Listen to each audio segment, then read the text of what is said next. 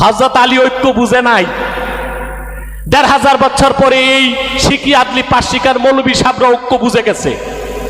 যে কোনো মাসলাকের সাথে ঐক্য করতে আমরা প্রস্তুত আছি, কিন্তু কোন বাতিল ফেরকার সাথে ঐক্য হবে না।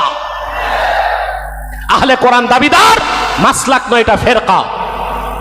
এদের সাথে কোনো ঐক্য চলবে না। আমার কাছে যে লোকটি ১.৫ বছর আগে পরাজিত হলো, সেই লোকটিকে বর্তমান অন্তর্বর্তী সরকার এনসিটিভিতে সদস্য বানিয়েছে।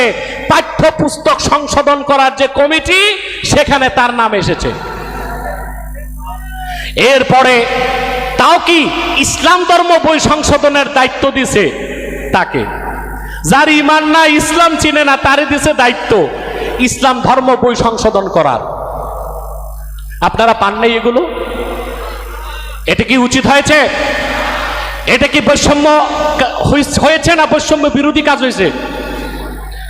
তো যে কোঠার জন্য, যে বৈষম্য মুক্ত বাংলাদেশ গড়তে এত রক্ত, এত জীবন ঝরেছে, এত প্রাণ ঝরেছে, বাংলাদেশে হাজার হাজার মাদ্রাসা আছে, ইসলামিক স্কলার আছে, আলেম ওলামা আছে, তাদের কাউকে এনসিটিভিতে সদস্য না বানায়া কুখ্যাত কাফের, নাস্তিক, বেঈমান, সমকামীদেরকে কেন সদস্য বানানো হয়েছে? ইউনূস সাহেবের কাছে তার জবাব চাই আমি জনতার ময়দান থেকে।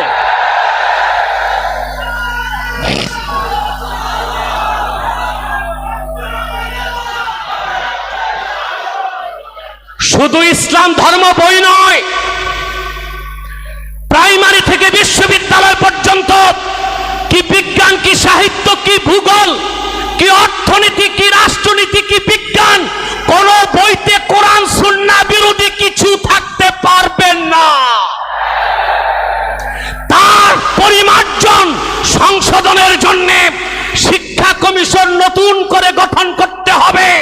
সেখানে দেশের শ্রেষ্ঠ মুহাদ্দিসদেরকে রাখতে হবে, ইসলামিক স্কলারদেরকে রাখতে হবে, ইসলামপন্থী প্রফেসরদেরকে রাখতে হবে, ইসলামের বিভিন্ন বিষয়ে ডক্টর যারা পিএইচডি হোল্ডার তাদেরকে রাখতে হবে।